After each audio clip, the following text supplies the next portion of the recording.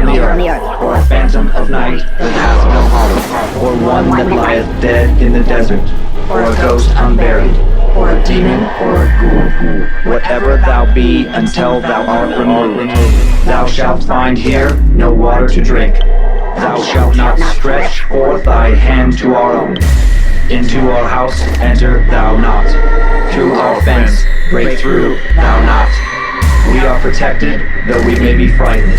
Our life you may not steal, though we may be scared to death. Welcome to Scared to Death, Creeps and Peepers. I'm Dan. Hey, Dan. I'm Lynze. Hello. Hello. Thanks to everyone for the continued ratings and reviews. Thanks for subscribing, watching on Bad Magic Productions on YouTube. Thanks for doing all of the things. All the pictures that we'll refer to today will be posted on Instagram and Facebook. That's at Scared to Death Podcast. And special thanks to all the creeps and peepers who came out to these Salt Lake City stand-up shows this past weekend. Sorry Lynze couldn't be there. Sorry. Kids, what are you going to do? A lot of people were asking about you. That's so nice. Thanks, guys. Wanting to say hello. Hello. And just a lot of creeps and peepers. That was super cool to see. Yeah, I'll be in Nashville with you in just not this weekend, but the next. So awesome. Hopefully I'll meet some awesome people there. Always accepting crystals. Seen a lot of cool new shirts in the audience lately. Scared to Death shirts, which is cool. That's fun. And we have a very cool new one in the Bad Magic store today, long sleeve and t-shirt form. Logan at Spicy Club is calling this design Demon Chapel, and it looks super cool, eerie and sexy at the same time. Yeah, it's really good. Yeah, very, very cool merch we have for Scared to Death. So proud of it. Yeah, it's awesome. We're so lucky to work with such talented people. We are. And actually, I don't know if they'll be at any shows, but they'll be in Nashville as well. They will. I don't think that they'll be. They have little kids, so it's a little bit more difficult. How many listener stories do you have for the audience today? Just two. Okay. One is definitely okay, and then the other one, it's close to where I grew up, so I was like, ooh. Extra spooky for you? Yeah. Yeah, that makes sense. Yeah. I have two, as usual, two tales. I will make sure not to interrupt you during your stories this week. I'm focusing on that. I just want you to know that was everyone's favorite part of the show last week. It's so funny. So funny. But I think it's just listen, anybody who's been in any kind of relationship knows that these things, we all have our quirks and our irritations. True. And yeah, mine is being corrected. True. I hate, in case you guys don't know, I hate feeling stupid. I hate feeling dumb. I hate being embarrassed in that way. So I don't even care that Dan corrected me, because there was a lot of people oh, come on, it wasn't that big of a deal. It wasn't, except that it's my personal thing where I could cry when people correct me. I'm so sensitive. I don't mind being wrong. It's just I like to be wrong in private. That makes sense. Yeah. And I know that. So yeah. It's all right. It was pretty funny. and you were right. Inhuman, because inhumane would mean to be without human characteristics. It would mean to be cruel or mean. Yeah, right? Treated poorly, inhumanely. Yeah, right. Yeah. You would if you treat like a dog. Well, if you're Michael Vick, example, you just you treated animals inhumanely, right? I mean, that is a very valid poorly, example. Yeah, badly abused. But inhuman strength, if you're the Hulk, you're stronger than a human. Right. So I was wrong. That's okay. It's okay. It's okay. It happens. No big whoops. My first of two tales today is a story I found online about a college girl who has a very strange, super creepy visitor show up at her door one night. Okay, well, that's no good for me. And then the second story, we head to South Africa. We haven't been there yet, I don't believe, on Scared to Death. And we head back over 100 years to look at the possession and exorcism of Clara Germana Cele. I thought we had one. Maybe one, but I'm not sure. I'm blanking. Maybe not. It's so hard, because when you also listen to other things and watch things, I'm like, was that us or was that someone else? Yeah. Well, I'm gonna get my blanket ready, but I just I got these socks. I think you brought them home for me from St. Louis. Oh yeah, those are cool. Crystal socks, and I have a crystal mug now. Nice. I didn't do it. You can't even be mad at me. I'm not even spending our money on it. You're just getting gifts. Getting gifts, yeah. I'm gonna put on my cozy Scared to Death blanket. If anybody has bought this thing, it is I love it. I want to take it home. So tozy. Perfect. Are you ready? Because we kind of just get right into this first story. No big setup. Okay, so I'll be quiet. Okay. Time now for a tale I'm simply calling The Girl. Several years ago, a college student named Julie lived in an unnamed city just off campus with 5 other girls. They'd each rented rooms in the same large home. It was finals week, and Julie's friend LaWanda had come over to cram for an accounting test during a late-night study session. By about midnight, everyone else in the house appeared to be asleep. The house was quiet. And then Julie and LaWanda heard someone come up the stairs. Distinct footsteps. Neither woman was alarmed. Both assumed it was just one of Julie's roommates. Okay. Coming home from having studied somewhere else. Then there was a knock at the door. Again, no cause for alarm. Just one of Julie's roommates stopping by to say hello, share some gossip, perhaps ask for something related to their own studies. Julie opened the door and saw a girl about her age standing in the hallway, not one of her roommates. She looked familiar, but Julie wasn't sure that she recognized her. This girl asked, "Could you please let me in?" She didn't introduce herself, didn't give her name, just asked to be let in. Julie was about to ask her who she was, and then she remembered that Mariana, one of her roommates, had family in town. Her cousin, she thought. This must be her. Maybe that's why she looked familiar. Julie said, "Sure," and the girl walked past her and into her room. When Julie, again assuming she was Mariana's cousin, introduced herself, this girl smiled, but didn't say her name. LaWanda then introduced herself. Same thing. Smiled, didn't give a name. The two friends exchanged, "Who the hell is this?" glances. Odd, but whatever. They were tired, it was late, and Julie didn't want to offend her roommate Mariana by being rude to her weird cousin. When Julie asked the visitor how her trip to campus was going, she looked confused. Then she started talking about her boyfriend Curtis. She said they'd had a serious fight and that she'd walked out of his apartment. So many thoughts were floating through Julie's head. Was this Mariana's cousin? Did Mariana even have a cousin in town? She couldn't quite remember. She texted Mariana, who didn't respond. She always put her phone on Do Not Disturb when she slept, and Julie assumed she must be out for the night. This mysterious young woman, 18, 19, maybe 20, she kept talking about her boyfriend Curtis, how they were always fighting. A few minutes after she came into the room, LaWanda said she needed to go home and get some sleep. Oh boy. Julie hugged her friend goodbye, then gave what she thought was an obvious cue for this other girl to leave, saying she also needed to get to sleep, and the girl didn't take the cue. She just smiled her slight smile, and then LaWanda said goodnight and left, and this girl stayed there. LaWanda texted Julie and asked her if she needed help, but she said she was fine. Annoyed, but fine. Julie told her that she really told this girl that she really needed to go to bed. And then this woman started talking about how she was afraid that Curtis was going to kill her. Oh my God. She started crying. She said she needed to be around someone, that she didn't want to be alone tonight. And then Julie noticed that she had bruises on her neck, like she'd been choked. Did she have those bruises when she first arrived? How was she just noticing them now? What the hell was going on? Also, the way she stared at Julie was strange. Always felt like she was looking through her instead of at her. Julie didn't know what to do. How could she kick her out now? But she also needed to study and get to sleep. She told whoever this was, still didn't know her name, that she could crash for the night on the little futon she had in her room, and that she had to study some more and then get some sleep. She smiled her strange little smile and continued to just sit on that futon. And then for over an hour, Julie sat at her desk with her headphones on studying, and this girl just sat and stared at her. She could feel it. She hated it, but again, she didn't feel comfortable asking her to leave. She told herself she didn't want to be rude to someone who was going through something terrible, but that wasn't entirely true. She was scared to ask her to leave. She didn't know why she was scared, but she was. This girl hadn't been aggressive or threatening in any way, but she was also so odd. And she was really starting to give Julie the creeps. She almost instinctively felt like she just couldn't upset her, shouldn't upset her. When she was done studying and ready to crash around 2:30 a.m., Julie asked this girl what her name was. And instead of giving her name, she said, "At some point, I guess certain things don't matter and you have to leave everything behind." What? What the hell did that mean? That was it. She was going to sleep. She'd wake up and this would all be over. Julie told the girl to make herself at home. She had a pillow and a blanket for her. She couldn't wait to talk to Mariana the next morning. Who the hell is your creepy cousin? Who is Curtis? Most importantly, why wasn't she in your room last night? Yeah, for real. She said goodnight, turned off the lights, and then laid there dreaming of the day when she would never have to live with roommates again. But she couldn't fall asleep. Not when she could feel this woman staring at her. She rolled over, and in the dark, she could see her silhouette. She was still sitting there. Not laying down, but sitting in the dark. What the fuck? It was 3 a.m., and this creepy girl was just sitting silently in the dark and staring at her. It made her skin crawl. Oh, yeah. Also, she seemed too dark now. Julie's eyes had adjusted to the dark enough where she felt like she should have been able to make out some features of this girl. Nothing. Just a dark, dark silhouette. Julie finally decided that she had to get this girl out of her room. Enough was enough. This was too weird.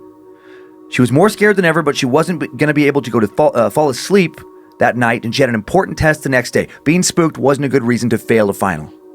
She crawled out of bed, walked over to the light switch. In the dark, she could see this girl's head swivel and track her as she walked across her room, all without making a sound. Gave her the chills. She turned to feel for the light switch to turn it on, and when she turned back, prepared to speak, she screamed instead. No one was sitting on the futon. She was gone. Oh Panicked. my God. Julie scanned around her room. Nothing. How was that possible? There was no other exit. She'd been standing right next to the door. Then she heard footsteps again, head down the stairs. Oh my God, she thought. How could she have gotten past me? Oh my God. She flipped on the hallway light. Nothing. She ran down the stairs. She made it to the front door. It was locked from the inside. She'd never heard it open or close. She went into the living room and then the kitchen, turning on lights all over the house.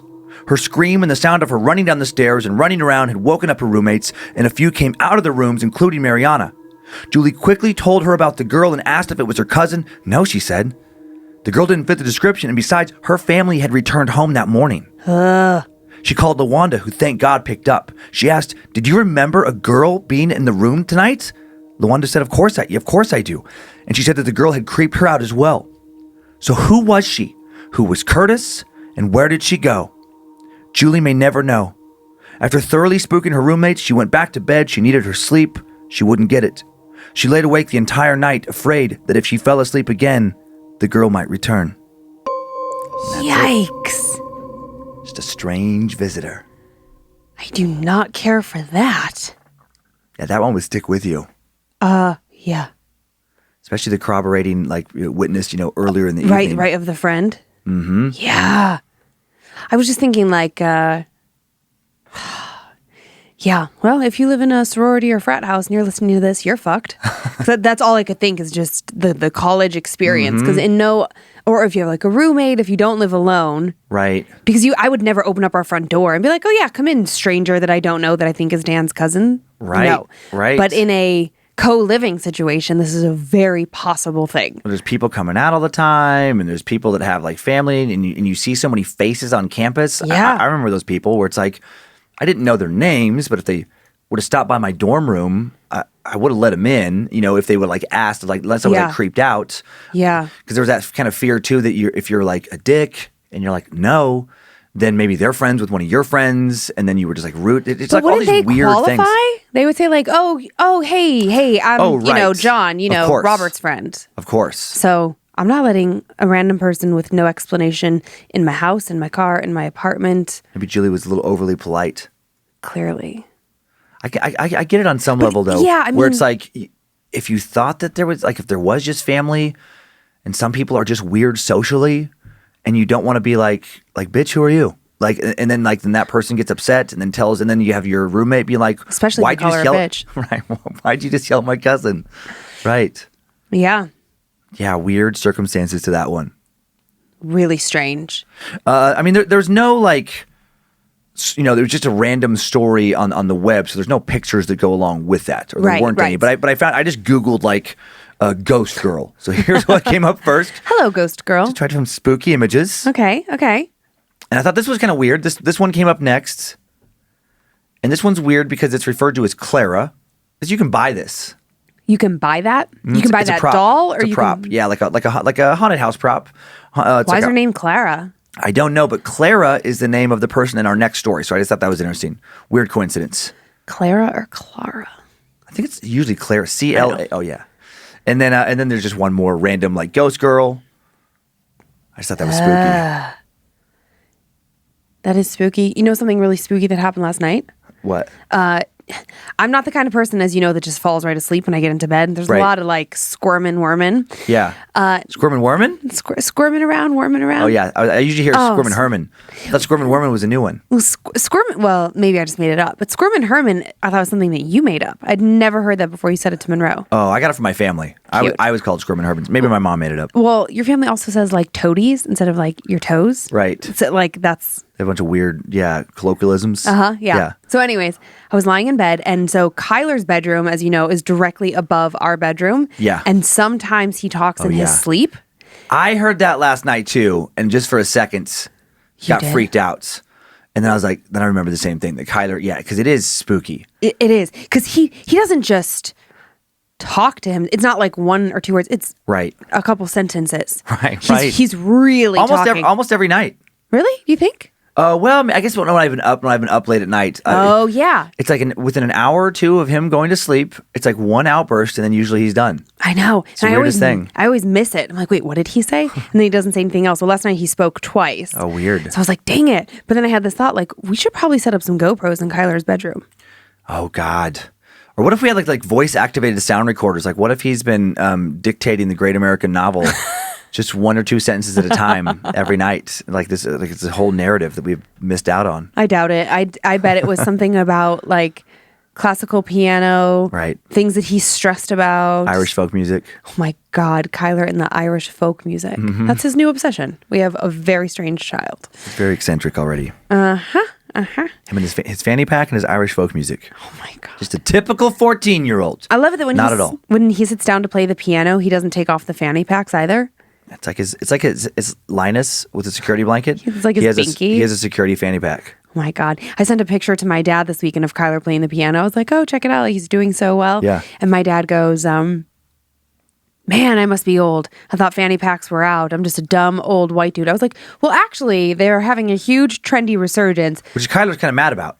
Right, because Kyler just likes to be weird. He was ahead of that curve a little bit, and he was annoyed. And now there's a double. This morning he was annoyed that he couldn't find his side fanny pack. Oh yeah, because now sometimes he doubles up and has two fanny packs. He has the double. Oh, is that what he was yelling about? Mm. Yeah, it's downstairs on the couch. Oh, okay. But that's from a fan in Las Vegas. Oh yeah, Dan and his son. I cannot remember his son's name. Right. Yes. They gave Kyler a bunch of fanny packs, and the one that he gravitated towards is the hip pack. Funny. Oh yeah, Kyler was pissed that he didn't have it this weekend when we were hiking because he was like, oh, damn it. That's where my alpha male sunglasses are. If I had my side fanny pack, I'd never be without alpha glasses. I'm like, this is my life. I love it. I love how weird it is. So weird. Are you ready for another tale? Yeah, did you like I was trying to put it off? That was a good little buffer. It was my stalling technique. Okay. Me and Hill Street Blues, we're going under. Little bit of setup on this one. Okay, great. Tell me about it. We like to think that we're in control of our bodies, right? We want to know that no matter how bad things, we want to know that no matter how bad things get in our lives. I don't know why that sentence was so tough. Okay, you got it. I was confused. Whether we lose our jobs, or have relationships end, or even face something as traumatic as an attack or the death of a beloved family member, that we can always, at the very least, retain control of ourselves, be in charge of our own destiny. But sometimes destiny has other plans for some of us. What if something crept inside of you and took you over, used your body like a puppet? What if you ended up trapped inside of yourself, unable to carry on with your life? I mean, it sounds horrible. We trick ourselves into feeling so self-assured and in control that we can feel invincible in moments. But what if there are other beings out there in the dark that are stronger than we are? I mean, probably. Entities just waiting for the right time to strike. Perhaps these entities strike by trying to trick us, make us think they're not so bad, make us think that they can help us. Some have definitely attempted to make deals with devils and demons or whatever other dark forces they believe are real. But can such a deal actually be made? And if you did make that deal, why would some dark entity honor it? If evil creatures are real, I doubt they make bargains. Once they're inside you, once you open a door and let them in, I think it's much more likely that they just take and take and take, leaving a hollowed out shell of a person before moving on to another victim. The subject of this story attempted to make a deal with the darkness, and it led to at least 2 exorcisms. Oh, okay. Time now for the tale of the exorcisms of Germana Cele. Clara Germana Cele, excuse me. Yeah, I mean, that was the whole thing. To tell this story, we have to go back to 1890 and across the Atlantic Ocean to inland South Africa, where a baby girl was born. The nuns at the St. Michael's Mission in Natal, South Africa, held the screaming child. She wiggled and thrashed, waving her small fists. The little girl was an orphan. A hard life today, a harder life in 1890. The nuns clothed her in white cotton and handed her to a priest who sprinkled holy water over her and said the blessing in Latin, and just like that, she was baptized as an Anglican. The nuns named her Clara Germana, and the girl grew up in their mission. She was a normal child who grew up surrounded by the religious environment of the mission, which was something like a commune, with a school, dormitories, a clinic, a kitchen, and a farm. Built first in 1855, the mission had helped raise many generations of South African Anglicans. Father Erasmus Horner, a German-born priest who had served throughout Africa since 1892, helped run the mission by the time Clara was a teenager. He supervised the nuns who educated the children and for all intents and purposes raised them. Everyone who lived there was expected to support the community and live faithfully according to the Anglican faith. And there were plenty of nuns and priests to make sure that mission children abided by church doctrine. And Clara consistently abided by that doctrine until her 16th year. When Clara turned 16, something changed. The change in her behavior was instant and startling. It wasn't a gradual onset of typical teenage rebellion, moodiness. On August 20th, 1906, Clara ran through the rectory, tearing at her clothes, growling, having a babbling conversation with no one who could be seen. And then Clara saw a startled nun across the room and seemed instantaneously to turn back into her old self. Weird. "Sister," she said, in her normal, quiet voice, "please, call Father Erasmus. I must confess and tell everything. But be quick, quick or Satan will kill me. He has me in his power. Nothing is blessed with me. I have thrown away all the medals you gave me." And the nun rushed from the room. She heard Clara shriek to the air as she was leaving. "You have betrayed me! You promised me glory and now you are torturing me!" Father Erasmus rushed into the nuns' quarters, where she'd been told that Clara had been tied to a bed after growling and lashing out at the nuns. As soon as he arrived, he could see that something was seriously wrong. He did not believe he was looking at a girl who was just playing around for attention. He didn't suspect for a moment that she was faking any of her anguish. He did feel the presence of something evil inside the room. And it was this presence that made the horrible sounds. He didn't think a human could make these sounds on their own. As one nun remembered it, "No animal had ever made such sounds, neither the lions of East Africa nor the angry bulls. At times it sounded like a veritable herd of wild beasts orchestrated by Satan had formed a hellish choir." Father Erasmus asked Clara what evil force had taken residence in her body. In a guttural, growling, deeply hyper-masculine voice, a voice that didn't seem to be able to possibly come from Clara, as she thrashed against her restraints, this voice answered him, "I am Satan. Our king is Lucifer. His power is great. He has in his service countless subjects. You see one here before you. We were rushed from heaven to hell that our sins would not have been as huge as those of many men. His fire does not emit light, does not look in any way to your fire. Despite the darkness, we see each other. Many spirits roam around the world to seduce men. We believe in God, and we hate him." It was obvious, thought Father Erasmus, that Clara was possessed and they needed to perform an exorcism. Writhing on the bed, contorting in unnatural ways, Clara spoke to him in German, Polish, French, and in other languages that neither he nor the nuns could even identify. As people passed in and out of the room, rushing through the mission to keep children away from the hallways where Clara's room was so they wouldn't hear the shrieking and spitting, Clara turned to those trying to help her with her hideous grin. Laughing, she told one nun that she knew the nun had a child back in Germany, where the nun was from. She called the nun a whore who had abandoned her baby. She said that God wanted no part of this whore and that Satan waited for her soul. My God. The nun paled and rushed out of the room. Whatever Clara had become, whatever Clara had become, accused another nun of being a lying, sinning thief. She said she knew that the nun was committing a great sin. She was stealing from the church treasury. Oh my God. This nun denied Clara's accusation, saying the girl is possessed. But when others checked the treasury later, they discovered that Clara was telling the truth. Clara, or whatever was inside of Clara, knew all kinds of dark, intimate secrets about the nuns and priests of the mission, and she took vicious pleasure in revealing these secrets to everyone. As the day went on, the nuns tried to approach Clara with holy water and crosses, but each time they got within touching distance, she screeched loudly, as though someone were scalding her with hot water or digging needles into her skin. With a jerk of her head, witnesses would later claim that a cross a nun was carrying flew across the room and smashed into the wall, exploding into shards of wood across the floor. Clara hissed, "I don't like those very much, sister. Now you see what you will get if you try to come after me." And even stranger occurrences than this were witnessed. In his journal, Father Erasmus observed Clara levitating off the ground. He wrote, Often, Clara found herself raised from 1 meter to 1.5 meters from the ground, sometimes vertically, sometimes horizontally, her whole body floating above her bed. She was then in a rigid position, and even her clothes did not fall, as would have been normal. They remained tightly pressed against her body and legs. If she was sprayed with holy water, it would immediately drop and her clothes would return to their usual floating folds. This kind of phenomenon occurred in the presence of witnesses, even strangers to the mission. At church in plain sight, she sometimes floated above her chair. Some, pulling her by the feet, tried to bring her back to normal position, but could not achieve it despite all efforts. Clara fought the priests during her exorcism rituals. She fought the nuns when they tried to bring her into the church. She screamed at them when they tried to read her sermons or approached her with holy objects or the Bible. Whatever had taken residence in her body did not want to leave. It wasn't going to go without a fight. And this behavior continued day after day. The nuns noticed that Clara began to look less like a person and more like a monster. When she strained against her restraint, she looked less like a human being trying to untie herself and more like a snake trying to writhe out of a trap.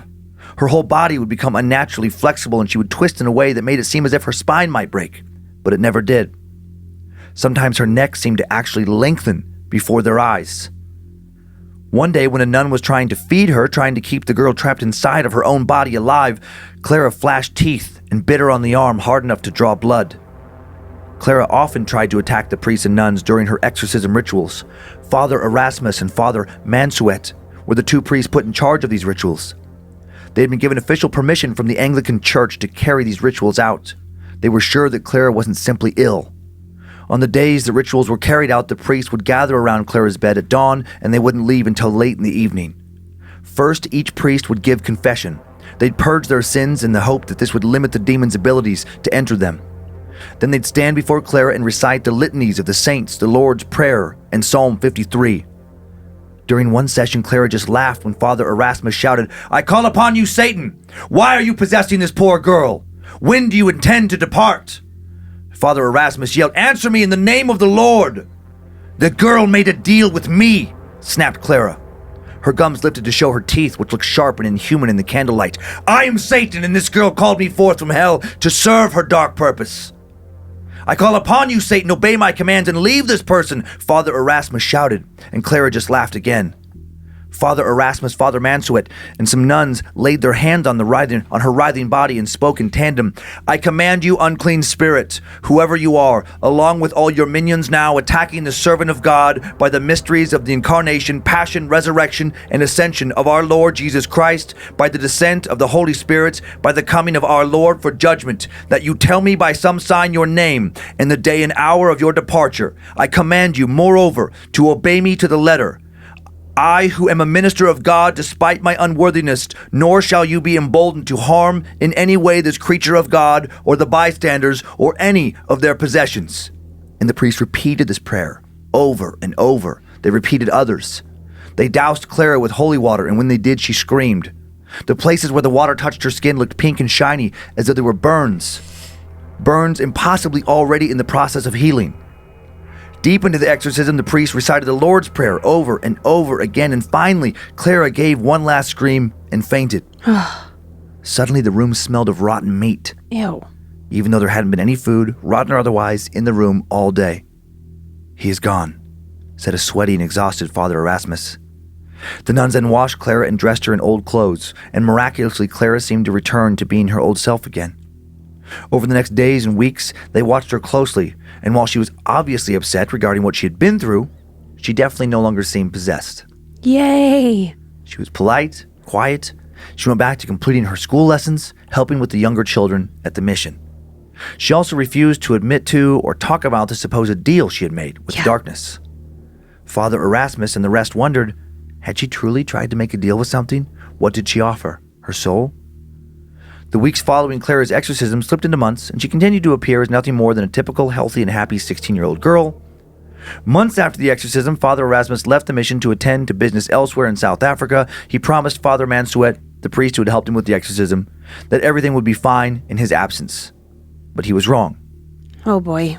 Clara, while her personality had fully returned following the exorcism, her health had not quite fully returned.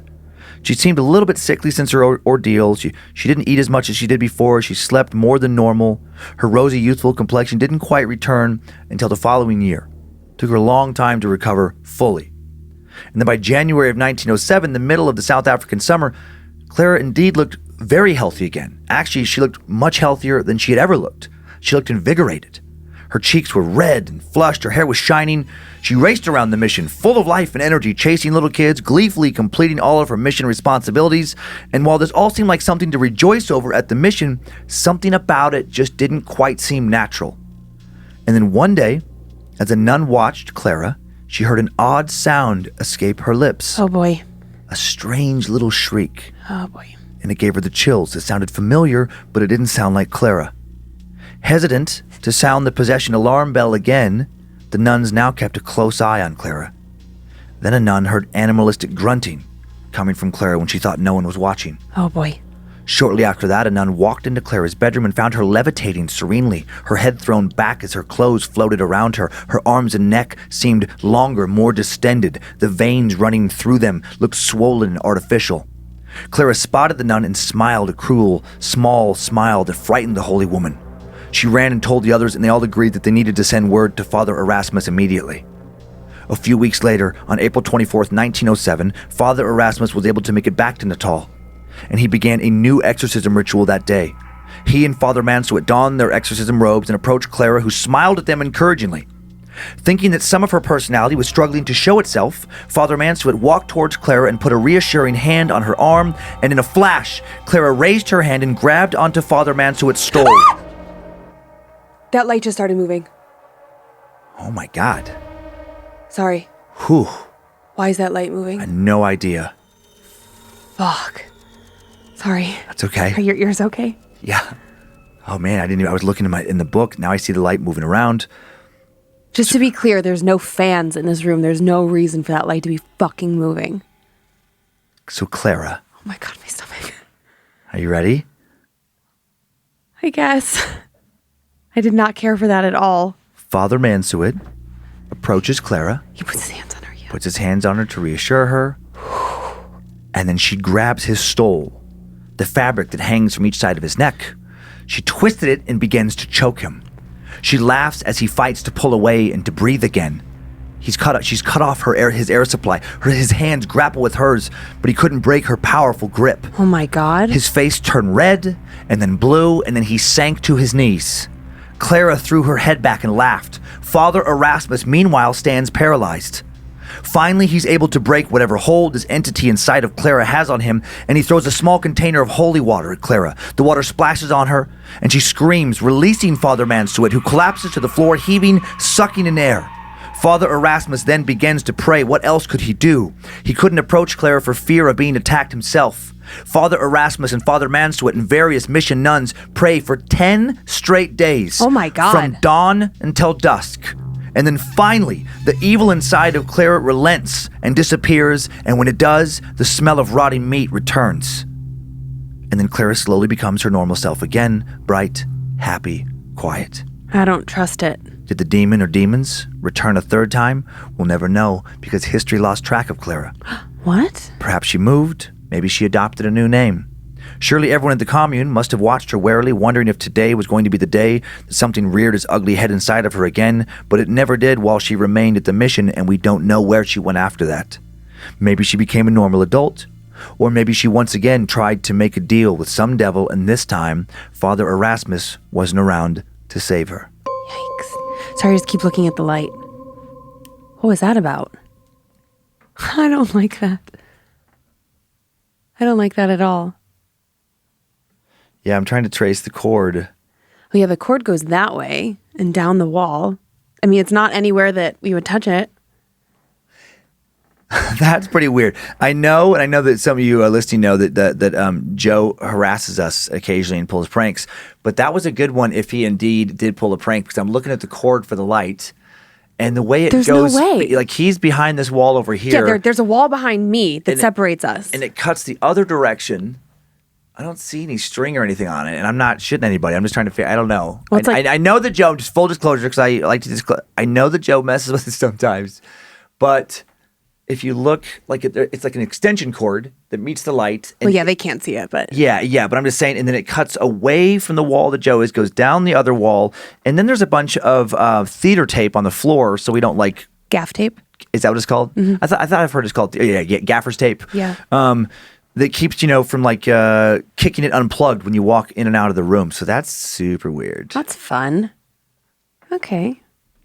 Cool. Well, if that never happens again, that would be soon enough. Oh my God. Fucking Clara's brought her demons here.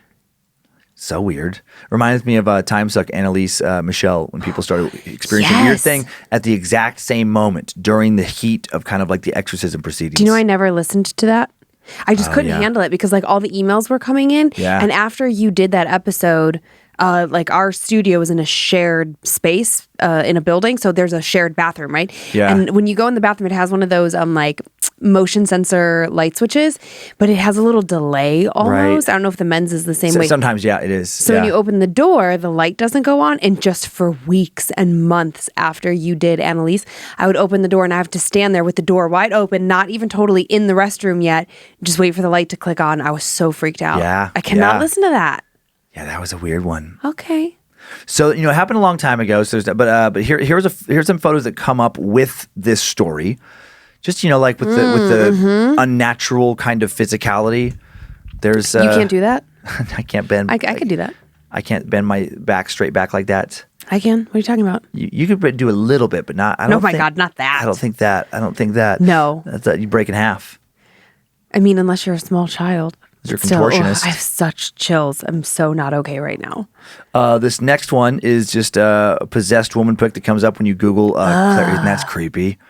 All bent. Look at the eyes. I know, bent in unnatural No, ways. thank you. Okay, and then a little palette cleanser. Okay. This comes up when you search for, I was searching for. Is this porn? This is, I don't know. I was searching for pictures of Clara, and this comes up. It's called Catholic High School Girls in Trouble. I think it's porn. a book.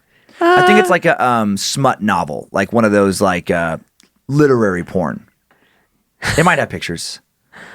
I was just thinking about how your grandma Betty likes to read those like old-fashioned smut novels. Yeah, she reads the equivalent of that. Like the Fabio on it. Yeah. Oh my God. Just almost naked, muscular dudes on the cover. That was too much. Spooky. Ooh. Are you now wishing that you would have let me leave that crystal on your bedside table last night? Do you regret it? I bought the coolest crystal, not because it's a crystal, because I had never seen such black quartz. It does look cool. It's a really fucking cool crystal. So I put it on Dan's bedside table. And then yesterday when he got home from Salt Lake City, I was like, hey, look. Nope. He was like, get that the fuck off my bedside table. And then I tried to justify it because he was like, well, it's my side to decorate. I'm like, yeah, but look, I put a picture of your mom up. I just don't want it to be a slippery slope. Like if once your crystal fascination dies down, I'll be happy to have it on my. But I just feel like if I say like, oh yeah, no problem, then it's that crystal, then it's another crystal, then it's another crystal, and then I'm just surrounded by crystals as well. Look at this cool one that somebody sent me. That is cool looking. I mean, pretty, huh? as a kid, I was into rocks, so I mean, on the rock level, I do like them. They look cool. I also, do you remember when you got annoyed about the nightlight last night? Yes, because I couldn't sleep because I was way too bright. It is pretty bright, but I like it. It looks cool. Well, I like it when I'm by myself because then I can see what's happening in our bedroom. Okay. I bought a Himalayan salt nightlight. It's really cool. It looks really cool. And it puts out, but it just, that level of light is too much for me to sleep. Yeah, not me. It's I sleep with that on. Sometimes I turn the closet lights on. The show has broken you. It's trying to break me, Dan, but I am fighting back. And if the crystals... It's made me more scared. I was joking about that in Salt Lake City where... Oh, yeah?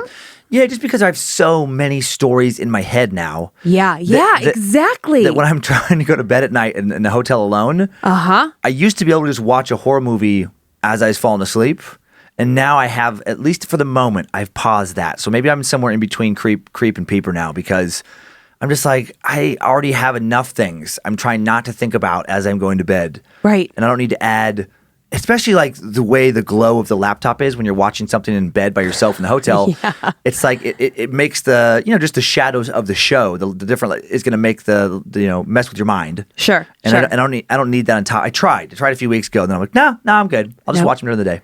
Nope, I've been watching just, if you follow me on Instagram, you know that I became weirdly obsessed with this terrible reality show. Oh, yeah. Is Love Blind or Love is Blind? Mm-hmm. Oh my God. But that's the kind of thing that I have to watch now before bed. Oh, yeah, So like a palate cleanser? Yeah, because otherwise I close my eyes and I have a very active imagination in that way. Like I used to have very vivid dreams. Okay. And so images pop into my brain of like Hat Man, Shadow Man, creepy, Okay. like that girl that was bent over and like the eyes. And, Right, and then I right. have to open my eyes. And I'm like, okay.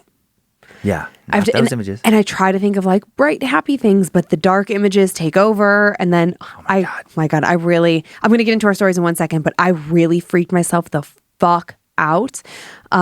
So in our bathroom, our house is older, and when we bought our house, it had been a flip. So someone had gone in and replaced all of the mirrors in the house, in the bathrooms, but they're just like that really thin, the cheapest mirror, like giant mirror that you could buy at Home Depot. Yeah. And I wouldn't say that they're bowed, but they're not perfectly up against the wall. So they can be distorting slightly.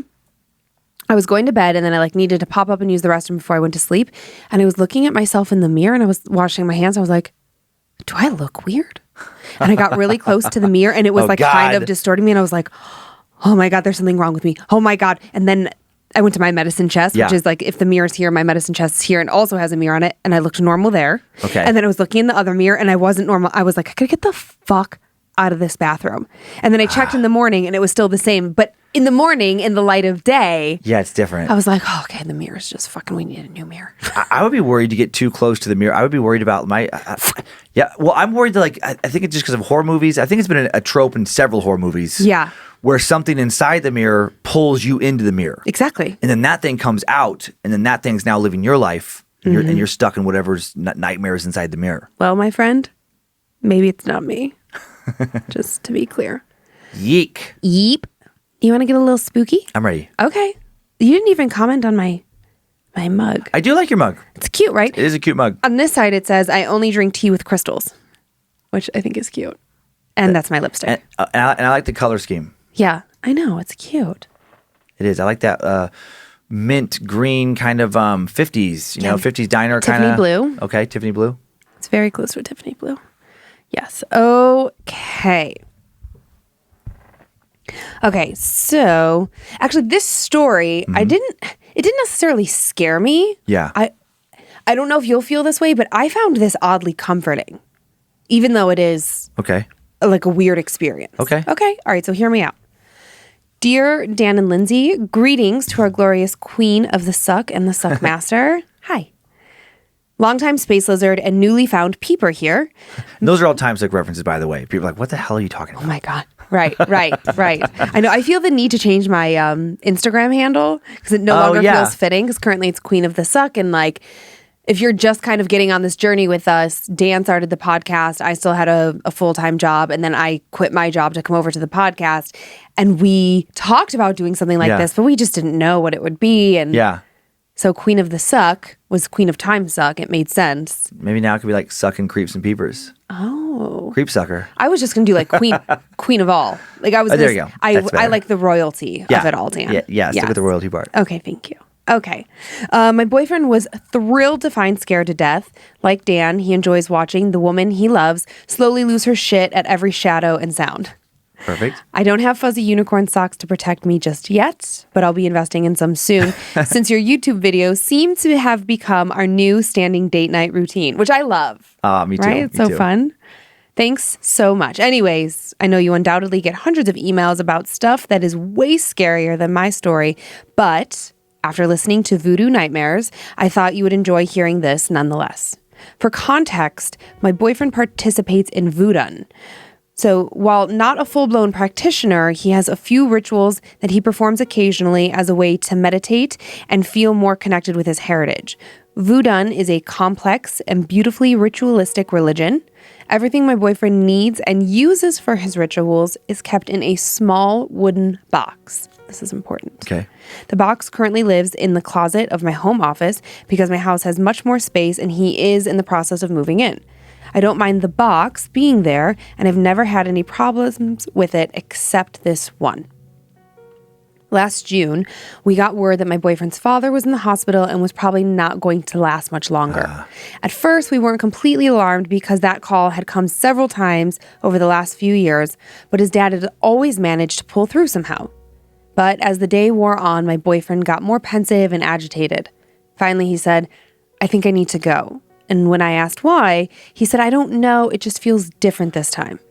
I cashed in some air miles and got him on the first flight out to Dallas the next morning.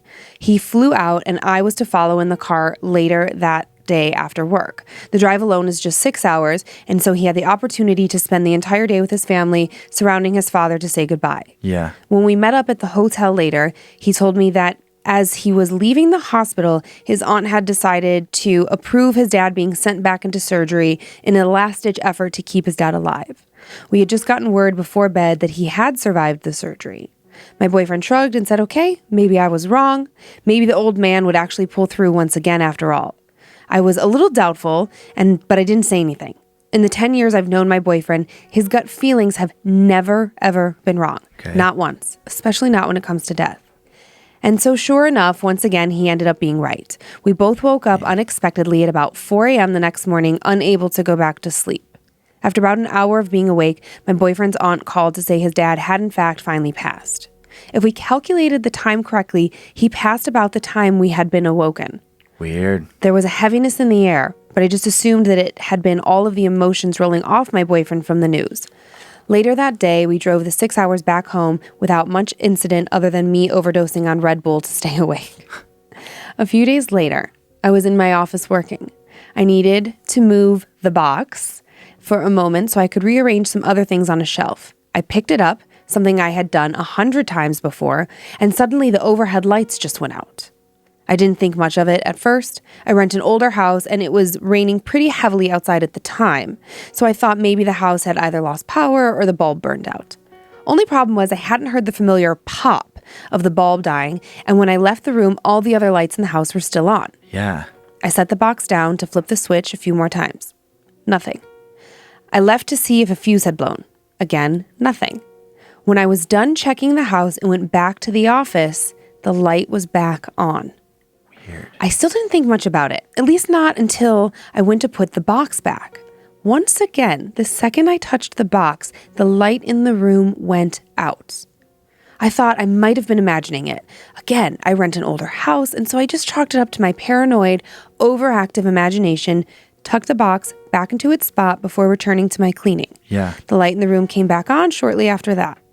I stopped assuming I was nuts over the next few days when it became obvious that any time I had to touch the box to move it, the light in the room would go out. So weird. Then it would only come back on after the box was back on the shelf and no longer in my hands. I finally told my boyfriend what had been happening, and thankfully, instead of not believing me, he just sighed and explained something that made sense, even if it meant I had to abandon my cat to sleep at his place for the rest of the week. He said that part of Vodun is honoring the spirits of ancestors. As a practitioner and the surviving son, it was my boyfriend's duty to see that his father's spirit reached the other side through prayer and ritual. And since that had not happened yet, it meant there was unfinished business between he and his father's spirit. Until it was settled, the spirit might be trying to reach out. He said he needed time to get to do this, though. His father's passing was still too fresh for him. Mm-hmm.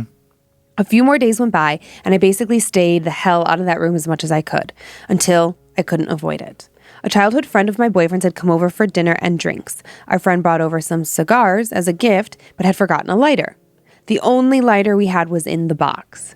I went to go get it, and sure enough, the moment I touched the box, the lights went out again. I marched into the kitchen and demanded my boyfriend do whatever it was he needed to do to make whatever that was stop right then and there, because I was paying too much in rent to be scared to sleep in my own damn house. My boyfriend immediately agreed, and we brought out the box. His friend was familiar with the practices, so he didn't question any of it, and my boyfriend started pulling things out of the box. The second he was finished with the ceremony, the heaviness that had been lingering in the house for weeks vanished. Then he quietly packed the box back up and put it back himself. We haven't had an issue with the light since. Stories like that are so strange. We love the podcast. Thanks so much for providing a great opportunity for us to spend quality time together. We hope you both remain blessed and successful in life. And if you ever make it way down south, we'll be at the show with bells on. All the best, Karen. Oh, thanks, Karen. Yeah, isn't that strange? Yeah, stories like, I see what you mean by being like comforting in like a weird way. That there is something on the other side, like when you pass, like when there's so many stories like that. I mean, that is such an unusual story. I find it comforting because it's like if my people, my aunt, my grandfather, my cousin, my uncle, too many more to mention, if they could contact me, I wouldn't feel freaked out. It's the thought that some rando can get to me that I don't like.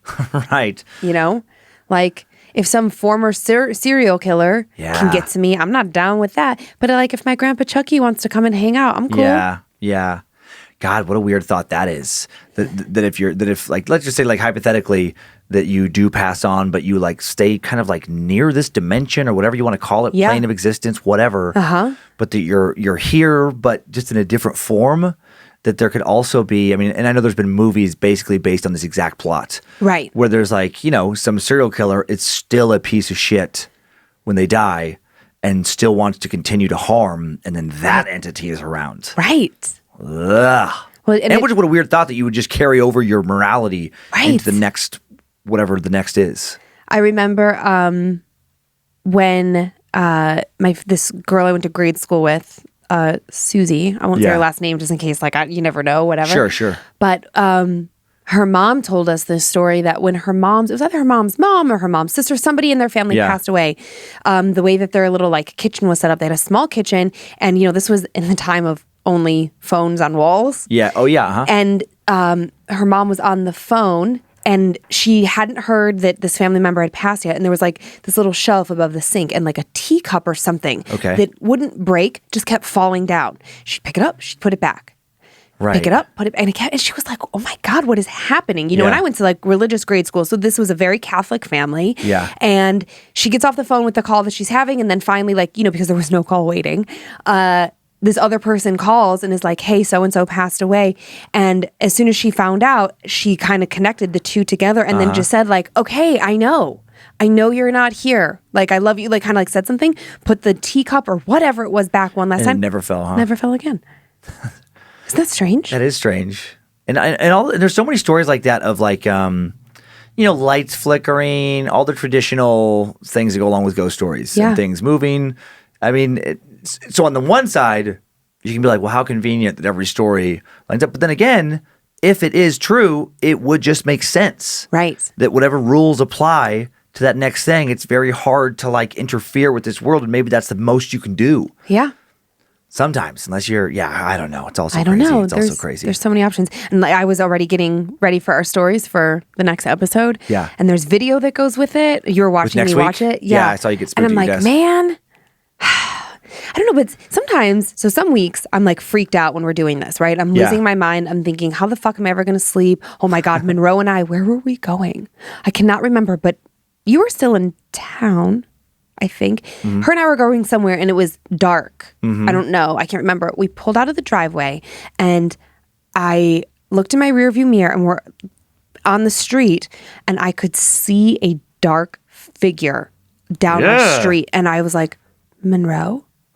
She's like, I'm like, sweetie, do you see that? Because I thought it was a deer maybe because there's a lot of deer in our neighborhood. I'm like, is that a deer baby? She's like, no, that's a human. And then it kept moving towards us. And I was like, in my mind, I'm like, I can't sit here and wait and see what that human is with Monroe in the car. And Monroe goes, I think you should go.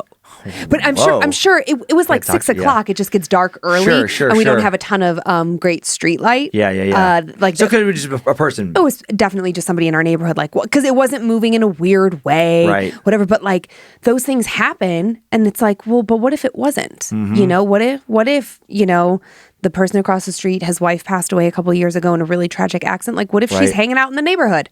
Yeah, that's where I was going with that.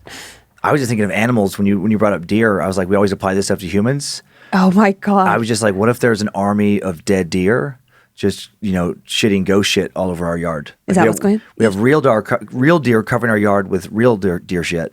And then maybe there's like generations past and there's just a thick layer of ghost shit. Is that like when the poop is sort of like white? Maybe sometimes it transfers over. Maybe that's what spooks our dogs. Maybe sometimes real deer, maybe sometimes ghost deer. The ghost deer are probably the deer that you've hit with your slingshot. They've come angry. back. They're fucking pissed at you. They're the ones that I've wrist rocketed. Yeah. They remember me.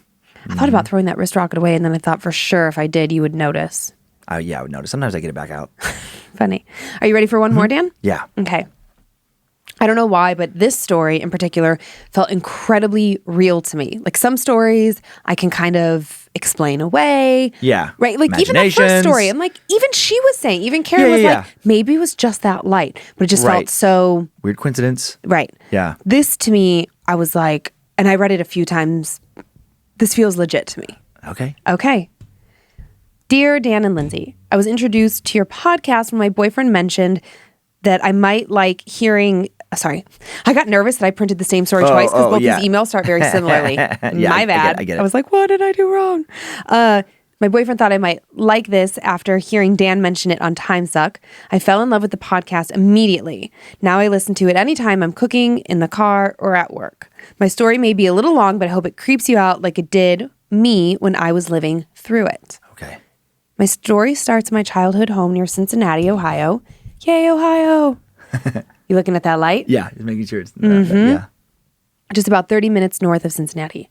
I was about 9 or 10 years old when I had a dream of my American Girl doll talking to me. I don't remember what she was saying, but I remember it being very evil. The doll was talking to me from my nightstand next to my bed when the sun was just beginning to rise outside my window adjacent to my bed. When I woke from my dream, the doll was in the same place and the same position as the dream, and the sun was fully up at this point. I think this is where my fear of dolls came from. I moved that American Girl doll to the closet, never thinking of it again. In September 2008, there was a huge power outage in our town. Naturally, my sisters and I were scared, and so we slept in our parents' room, and that was the only place where we were going to leave the candles lit all night. Later that night, I woke up to my dad yelling in a panic from my mom, and I turned to see why my dad was yelling. There was a huge fire next to my parents' bed.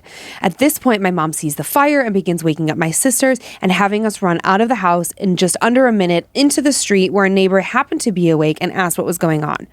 The neighbor called 911, and that call was made at 3:01 during the witching hour.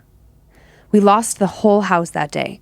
Besides the house burning down at 3 a.m., the weirdest part was when my mother told me years later that before the house burnt down, she was experiencing weird things going on in the house for about 3 weeks prior to the fire. She would find footsteps on the freshly vacuumed floor and hear doors slam when no one else was home with her. The occurrences had escalated during those weeks prior to the fire. She woke up to 3 apparitions standing by her bed, looking at her as she was lying there, all of them black, and all would appear at 3 a.m. every night, right before the same time that our house burnt down. It was like they were trying to warn her. That wouldn't be the end of the paranormal experiences. I've already got chills. Oh my God, yeah. A year later, we rebuilt the house and moved in. I remember not feeling comfortable in my bedroom. When we rebuilt the house, we built it in the same layout, but added a 3rd story where my parents' new bedroom was. So I ended up in my parents' old room where the fire had started and where my mom had experienced the 3 apparitions. For the most part, I didn't experience much at first, but a couple years later, when I was lying in bed and I had suddenly awoken to that feeling that I wasn't alone, that's when I heard an innocent little girl's voice. So creepy. Come across the room from where the air vent was. It said, "Hello." Oh my God. I was freaked out and fully awake, but I thought I was just hearing things until I heard it again, and it said, "Anyone up there?" Still, I thought, I'm imagining it. My heart felt like it was about to explode, and then it happened again, and this time it didn't sound so innocent. It said, "I know you're up here." At that point, I didn't know what to do. I wanted to run out of my room, but I couldn't move. I stayed awake the rest of the night until I heard everyone beginning to wake up the next day. I told my mom about it, and she told me that she had been seeing a little girl in a pink dress in our house when she was home alone. Yeah. What's the matter? What'd you see? Nothing. Freaking yourself out? I think so. Okay. We were talking when we heard... sorry. Shortly after this, I had a friend over and we were home alone. We were talking when we heard a deep male's voice yell, "No!" coming from the stairs. We fell silent, looked at each other as if to say, "Did you hear that too?" And I asked her if she wanted to go to her house instead, and she did not hesitate to say yes. Things would only pick up from here. Anytime I was home alone, I would hear footsteps above me from the kitchen, like someone was wearing boots and walking around upstairs. Our dogs would growl and bark at absolutely nothing. My mom told me that she would hear the same things and always felt uneasy in her room and in my room. One night when I was asleep, I woke up to that same feeling of not being alone. This time I heard a much older female voice say, "Oh my God, don't touch her." Paralyzed with fear again, I stayed awake the rest of the night. I told my mom, and she wondered if it was someone protecting me. She thought that it could be my grandmother who had passed away shortly after we rebuilt our house.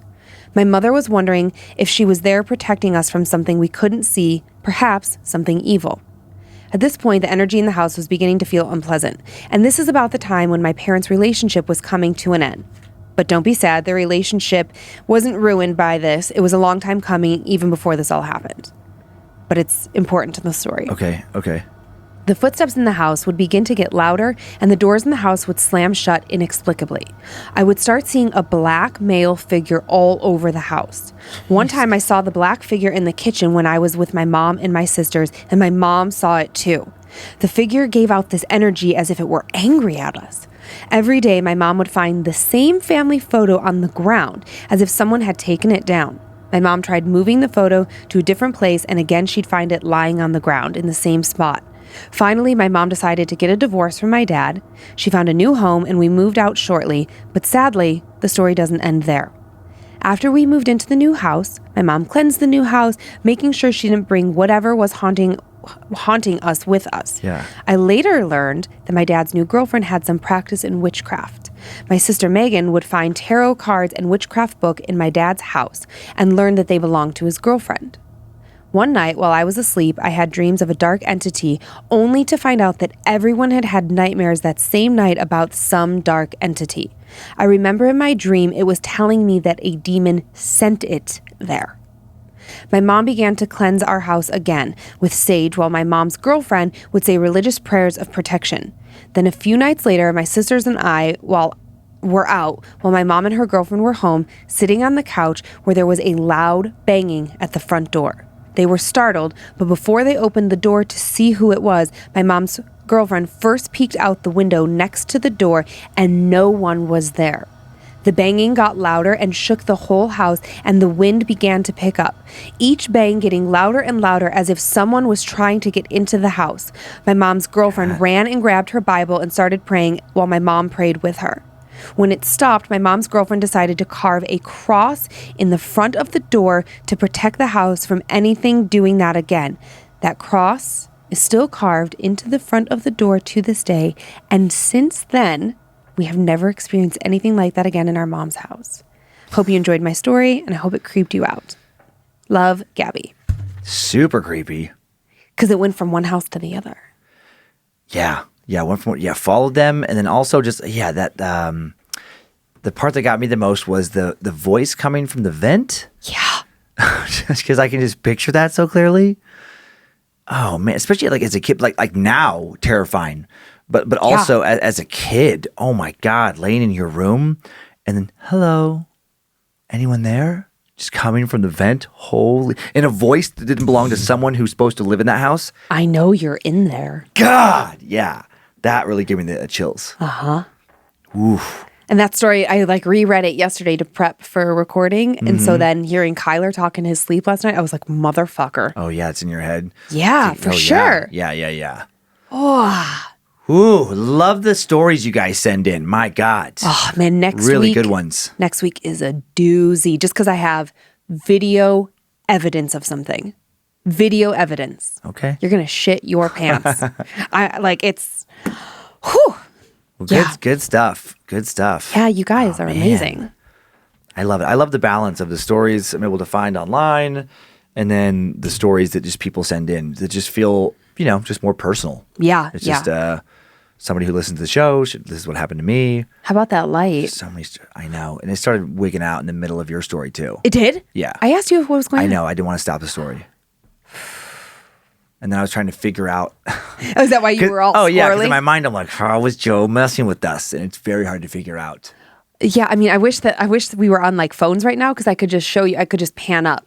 There's just the cord for the light, and then that cord. So there's soundproofing all across the ceiling. So, but Right. because we rent, we can't like make holes in our ceiling, right? I mean, we could, but everything is held up with bungee cords and like zip ties, and like it's a very intricate system up there. So there's just no way Yeah. that he could be doing it without us seeing it, is the point I'm trying to make. I love that this has become like a weird, like there's all these, I feel like there's all these secrets around the office now where it's like, I get the feeling that I mean, sometimes I'm sure, well, Joe's admitted a few times to like, okay, trying to do something with whatever. Well, yeah, but when not he flickered the light that one time. Right, but not every Yeah. time. And so Sometimes we come in and one of the candles is oh on. my God. And then I know that Joe legitimately gets scared sometimes for other things. And I'm like, well, I'm not doing that. You're not doing that. It is like it's like a weird movie or something that just, oh my God. It's like a weird So reality it's like, TV show. It's like we're living in a horror show. Yeah. And it's so cold in here today. So And cold. that never makes any sense. I don't know. And yet it's 69 degrees, but I'm freezing. I know these stories. It's weird. It is weird. At the very least, I mean, this is what I think about with horror stuff. Let's say that there's no entity, and there's nothing after this. But then what explains that? Then like, is the power of the human imagination so strong that you can make things happen outside of your body that other people can see? Because that is equally just as like mystifying. Yeah, and just weird. That did just make me think. I know at some point I got an email. Remember when I was talking about the pendulum? I was talking about how like Allison and she like holds yeah, it. And then like How I does held that it move? and Yeah. swing.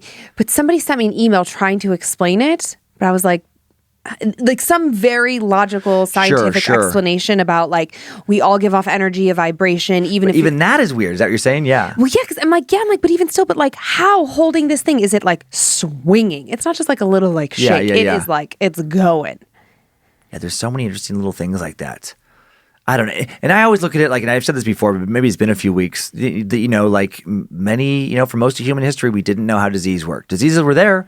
Yeah. They were doing the same thing that they're doing now. Well, look what's happening with coronavirus. Everyone's having like a fucking mental breakdown about it. Right. And it's simply because we didn't know it was there. And now like just this morning I was listening to the news and it's like, yeah, there are hundreds of cases in Washington. They're pretty sure. Oh man, yeah. But they just don't know because it was out there. They couldn't find it.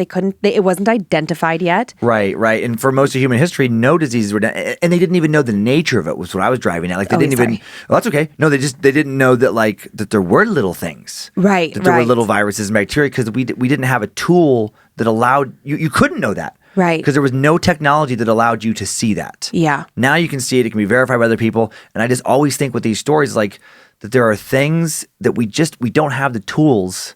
And that could be like for supernatural, like that. We just, they could be all around us. That's what's really mess with, can get in my head thinking about how this stuff could be around us at all times. Whenever you're walking through the woods, whenever you're walking through your house, if you really want to just freak yourself out, this shit is just fucking around us all the time. Yeah. Good and bad. It's weird shit out there. Just hovering that we just don't have the right lenses to see yet. It's weird because, like, I don't know if it was last week or the week before, but I was really feeling, I saged our house and like, put salt above the doorways and stuff because I was really feeling something not good in our house. And it's weird. Like this past week, I was like, everything feels really light in here. I don't feel alone. Okay. Like I definitely still think that there's something hanging out, but I'm like, is it something good now? Okay. Has it shifted? That's good. I don't know. I have to see my energy healer, the girl. That's what they call it. Like if you perform Reiki. I'm like, I need to know, is there something still around me? Like what's going on? How come I feel so light and happy recently that I'm like, is that real? Is it all the supplements I'm taking in the morning? What's going on? Some in ghost the helping coffee? you along? Yeah, I mean, fine. If there's a ghost that wants to help me have more energy, Stay I'm around. down. I want a health ghost. Oh, I know. I can't believe I want you're a still health sick. booster ghost. I don't know what it is. Hopefully, it's just the very end of it. I don't know. Who knows? Well, sinus infections can be It'd be tough to get rid of. I've had one of those in the past. That was like what do they call it? Like antibiotic resistant bacteria or something, where it's just a little never tougher heard that. just a little tougher to get rid of certain little bugs. I was with a friend over the weekend who's a nurse, and she said for sure that like sometimes they're really hard to penetrate those sinus infections, and they can just hang on, and you might need a second dose. You might need something stronger. Perfect. I know. I need a health demon. You need a enema, That's weird. a crystal enema. I don't know. Maybe I need a crystal enema. I was trying to sneak it in there. Are we going to end on crystal enema? Yes. Perfect. That's all for today. Please keep sending your tales to mystory@scaredtodeathpodcast.com. Yes, please. For everything else, info@scaredtodeathpodcast.com. And thanks for watching or listening. And thanks to Harmony Velicamp, social media, Joe Paisley, producing and directing. Zach Flannery helps out here as well. Sophie Evans has been gathering many of the stories I've been telling the last several weeks, doing a great job. And thanks to Joe Paisley, Zach Cohen, and Jeffrey Montoya for the sound beds, and Heather Rylander for taking over the mystory@scaredtodeathpodcast.com emails. Find us on Facebook, Instagram, @Scared to Death Podcast. Subscribe to Bad Magic Productions on YouTube, and enjoy your nightmares, creeps, and peepers. Bye, y'all. Get scared to death. If spirits threaten me in this place, fight water by water and fire by fire. Banish their souls into nothingness and remove their powers until the last trace. Let these evil beings flee through time and space. Evil may pass through, but has no home here within, scared to death.